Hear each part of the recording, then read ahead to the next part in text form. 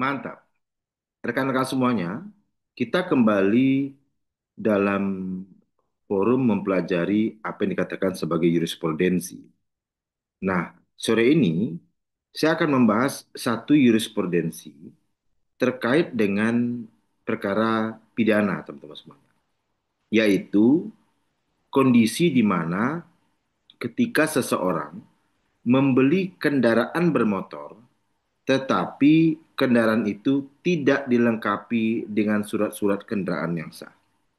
Apakah pelaku dapat dikategorikan sebagai pelaku penadahan atau tidak? Kira-kira begitu, teman-teman semua.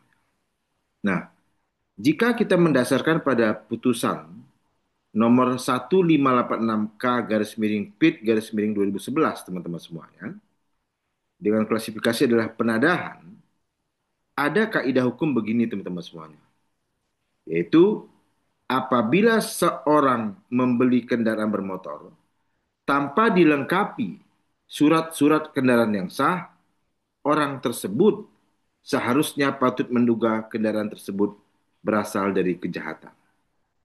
Rekan-rekan semuanya, secara prinsip jual beli itu dibenarkan.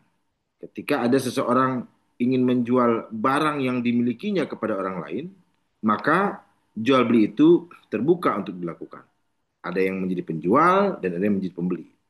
Namun, mengacu pada pasal 480 ke 1 KUH pidana, dinyatakan bahwa melakukan perbuatan-perbuatan tertentu, di antaranya menjual dan membeli terhadap barang yang diketahui atau patut diduga berasal dari tindak pidana, maka dikategorikan sebagai kejahatan penadahan.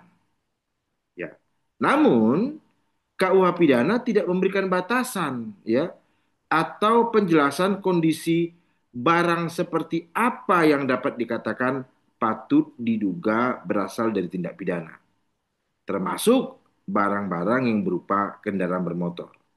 Nah, kondisi ini di satu sisi menimbulkan ketidakjelasan mengenai kapan seseorang dapat dikatakan telah menjual atau membeli kendaraan bermotor yang patut diduga berasal dari tindak pidana, sehingga si pelaku dapat dihukum dengan menggunakan pasal 480 ke 1 KUH pidana ini. Nah, rekan-rekan semuanya, sekarang yuk kita masuk pada bagaimana pendapat Mahkamah Agung. Atas permasalahan ini, teman-teman semuanya, Mahkamah Agung telah konsisten berpendapat bahwa apabila kendaraan bermotor diperoleh dengan tidak dilengkapi surat-surat kendaraan, maka patut diduga kendaraan bermotor tersebut diperoleh dari tindak pidana. Patut diduga ya, teman-teman semuanya ya. Pandangan ini ditemukan dalam putusan nomor 1586K garis miring PIT garis miring 2011 dan 1750 K garis miring PIT garis miring 2012 yang menyebutkan bahwa terdakwa menyadari hal tersebut dan patut diduga bahwa motor-motor tersebut adalah motor hasil kejahatan karena tanpa surat-surat yang sah. Pendapat yang sama dapat ditemukan juga dalam putusan nomor 1056K garis miring PIT garis miring 2016 yang menyebutkan bahwa seharusnya terdakwa ketika membeli sepeda motor yang tidak dilengkapi dengan surat-surat harus dapat menduga bahwa sepeda motor yang dibeli tersebut berasal dari hasil kejahatan atau dalam keadaan bermasalah. Nah, teman-teman semuanya, ternyata pendapat itu lagi-lagi kemudian ditemukan di putusan yang lain, yaitu putusan nomor 371 K garis miring PIT garis miring 2017 yang menyebutkan bahwa putusan yudek faksi telah mempertimbangkan fakta hukum yang relevan secara yuridis dengan tepat dan benar sesuai fakta hukum yang terungkap di muka sidang, yaitu perbuatan terdakwa satu yang menerima gadai satu unit sepeda motor Honda Scoopy tanpa surat-surat dan plat motor dari saksi, saya nggak sebutkan namanya ya, seharga 1 juta rupiah, kemudian menyuruh saksi ya saya juga nggak sebutkan namanya, membeli plat nomor, ya disebutkan di situ, untuk dipasang pada sepeda motor yang diterima gadainya tersebut telah memenuhi semua unsur tindak pidana dalam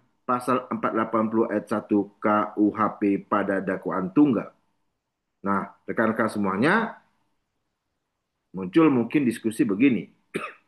Apakah secara otomatis apabila ada kendaraan yang tidak memiliki surat-surat, pasti merupakan hasil kejahatan atau bermasalah? Nah, teman-teman semuanya, namun demikian, unsur kesengajaan dalam penadahan tidak selalu otomatis dapat dianggap terbukti walaupun terdakwa membeli kendaraan tanpa surat-surat. Dalam putusan nomor 1503 K garis miring PIT garis miring 2015 tanggal 29 Maret 2016, unsur kesengajaan ini dianggap tidak terbukti karena dalam perkara tersebut sebelum melakukan pembelian dilakukan atas kendaraan yang ada di showroom pihak penjual serta terdakwa telah berkali-kali menanyakan surat-surat kendaraan tersebut. Berikut pertimbangan hukum Mahkamah Agungnya ya teman-teman semuanya ya. Di sini dikatakan begini, putusan yudik faksi yang menyatakan terdakwa tidak terbukti secara sah dan meyakinkan melakukan perbuatan sebagaimana didakwakan penuntut umum telah didasarkan pada pertimbangan atas seluruh fakta-fakta yuris yang terungkap dalam persidangan perkara akuo. Terdakwa tidak mengetahui bahwa mobil yang ditawarkan tersebut diperoleh dari kejahatan. Terbukti terdakwa ada beberapa kali menanyakan surat-surat mobil tersebut kepada, ada nama ya di sini ya. Terlebih mobil yang ditawarkan terdakwa tersebut adalah mobil yang dijual di showroom milik, ya, ada nama juga, sehingga yudik faksi mempertimbangkan bahwa perbuatan terdakwa tersebut bukan merupakan perbuatan kejahatan pada pasal 480 ke 1 junto pasal 55 KUH pidana atau pasal 480 ayat 2 KUH pidana junto pasal 55 KUH pidana. Jadi teman-teman semuanya tentu ada semacam pengecualian ternyata. Nah, pengecualian lain juga terdapat dalam putusan nomor 300 K garis miring PIT garis miring 2014 tanggal 28 Agustus 2014. Dalam perkara ini, terdakwa didakwa melakukan penadahan karena membeli sebuah sepeda motor seharga Rp1.500.000 tanpa dilengkapi surat-surat. Namun, oleh Pengadilan Negeri Muara Bungo, terdakwa diputus bebas. Putusan PN Muara Bungo ini diperkuat oleh Mahkamah Agung dengan alasan bahwa ternyata sepeda motor tersebut tidak berasal dari pencurian, namun merupakan jaminan pembayaran utang dari pemilik kepada penjual. Berikut saya bacakan pertimbangan hukumnya. Bahwa alasan keberatan pemohon kasasi tentang terbuktinya dakwaan penuntut umum terhadap terdakwa yang telah dinyatakan tidak terbukti oleh yudik faksi tidak dapat dibenarkan. Karena yudik faksi telah mempertimbangkan dengan tepat dan benar bahwa terdakwa harus dinyatakan tidak terbukti bersalah. Karena sejak awal sepeda motor tersebut bukan barang curian, tetapi pinjaman yang di akhirnya sampai kepada terdakwa tanpa surat-surat lengkap sebagaimana inkasu sebagai jaminan pinjaman sejumlah Rp1 juta. Nah, teman-teman semuanya, dengan konsistennya penggunaan pendapat ini, maka sikap hukum ini telah menjadi jurisprudensi di Mahkamah Agung. Nah, demikian teman-teman semuanya, paparan sore ini terkait dengan pembelian kendaraan bermotor yang tidak dilengkapi surat-surat kendaraan yang sah, yang mana seharusnya si pembeli patut menduga kendaraan tersebut adalah berasal dari kejahatan. Semoga ada manfaatnya teman-teman semuanya. Jika ini dirasakan manfaat, yuk bagikan.